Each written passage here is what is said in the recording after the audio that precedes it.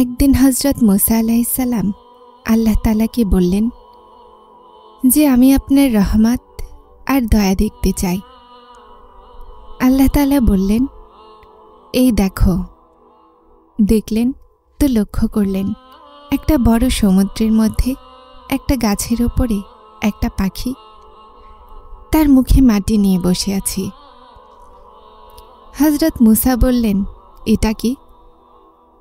আল্লাহ তাআলা বললেন, এই সমুদ্র আমার রহমত, আর এই গাছ দুনিয়া, পাখি মানুষ, আর তার মুখে যে মাটি সেটা তার সমস্ত গুনাহ। যদি এটা তার মুখ খুলে মাটি অর্থাৎ গুনাহ পানিতে ফেলে দেয় তো আমার রহমতের কিছুই যায় আসে না। তাহলে কিভাবে হতে পারে যে মানুষ তওবা করে নাই আর আমি মাফ না করব? আমি জীবনকে একটা দোয়াতে ঠিক হতে দেখেছি। আমি সকালের মুমিনকে সন্ধ্যায় মজলুম হতে দেখেছি। আমি বছর পুরনো দোয়াগুলোকে কবুল হতে দেখেছি। আমি দরিদ্রকে ধনী হতে দেখেছি, আর আমি ধনীকে ফকির হতে দেখেছি। আমি চাঁদকে কালো আর সূর্যকে মেঘে ঢেকে যেতে দেখেছি। আমি দিনকে রাতে বদলাতে দেখেছি। কিন্তু কখনো ভেবেছ এই সব কার ইখতিয়ারে? মানুষের? না, একদমই না। আমরা তো একটা পাতাও নাড়াতে পারবো না। এটা তো আল্লাহ তাআলার হাতে আছে, যে তার এক কোণের ওপরে পুরো দুনিয়া থেমে আছে, যে অসম্ভবকে সম্ভব করতে পারে। তিনি আপনার আর আমার সমস্যাগুলোকেও সমাধান করতে পারেন। এই অশ্রু যা রাতে নিস্তব্ধতায় গড়িয়ে পড়েছে, এটা দিনের আলোয় হাসতেও পারে। সবর তো করো, তাওয়াক্কুল তো রাখো, তার এক কোণের তো ব্যাপার। উনি সব জানেন।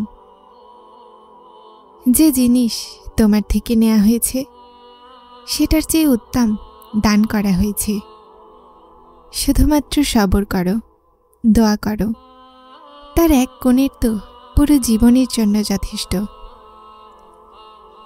যখন তোমার দুঃখ কাউকে বলতে না পারো, যখন তোমার কৈফিয়তকে নিজেই বুঝতে না পারো, যখন চেষ্টা করে করে ক্লান্ত হয়ে যাও, অন্তর কাজ করা ছেড়ে দেয়, অশ্রুতে কমতি না আসে, সমস্ত দিন একরকম পার হতে লাগে, তো নিজেকে ক্লান্ত করা ছেড়ে দাও, ভাবনাকে ঝেড়ে ফেলো, নিজেকে আল্লাহর সোপর্দ করে দাও সেই এক সত্তার ভরসায়।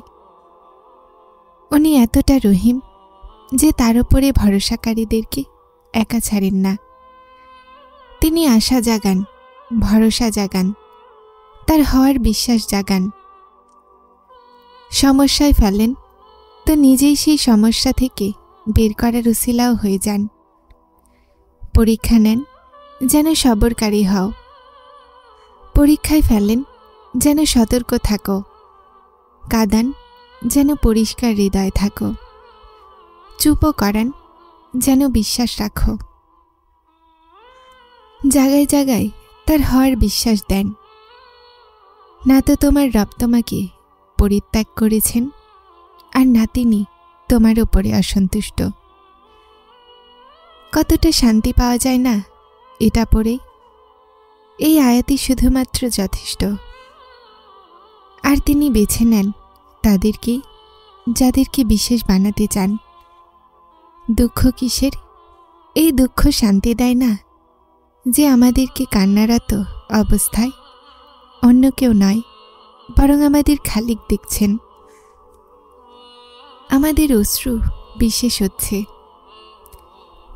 একটা সময় আসে যখন আপনি জিনিসগুলোকে কাদা ছেড়ে দেন, বাস্তবতাকে বুঝে নেন, নিজেকে সামলে নেন, আর আপনার সবর এসে যায়।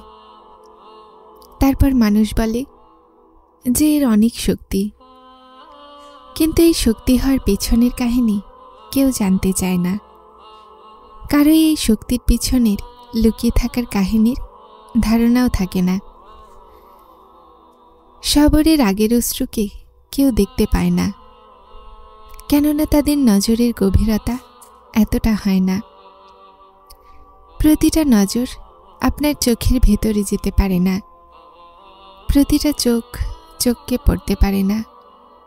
তিনি দেখেন তো শুধুমাত্র সেটাই যা তাদেরকে দেখানো হয়। একবারে হাল ছাড়া হাসতে থাকা সেই চেহারা। দুর্বলতা মানুষকে সাময়িকভাবে ভেঙে দেয়, কিন্তু নির্ধারিত সময় আপনাকে একজন মজবুত মানুষে বদলে দেয়। কিন্তু সব জিনিস সময় চাই। শুকরিয়াহীন জিনিস আল্লাহর সঠিক সময়ের অপেক্ষা করে। কোরআন পাকে আল্লাহ তাআলা বলেন, শুধু আপনি অপেক্ষা করুন, শীঘ্রই তারাও অপেক্ষা করতে চলেছে। জীবন শুধুমাত্র সেই পর্যন্ত যা তুমি চাও তুমি তা পেয়ে যাও, আর যেটা না পাও তো জীবন শেষ।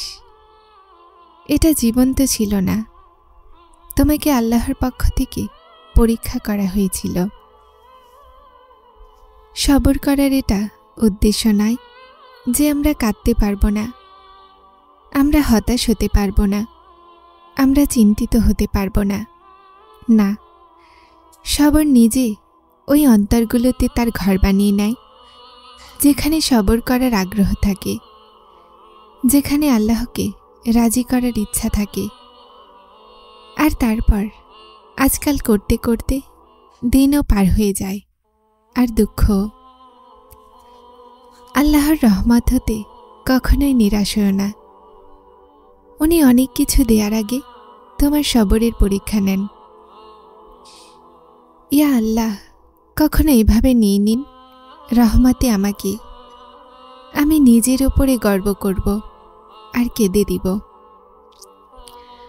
যখন মনে হবে যে কেউ আপনাকে মাঝ রাস্তায় একা ছেড়ে গেছে, তো সেই মানুষের কাছে মিনতি না করে আল্লাহর শুকরিয়া আদায় করুন, কেননা আসলে আল্লাহ আপনাকে তার নিকটে আনার জন্য তাকে উসিলা বানিয়েছিল।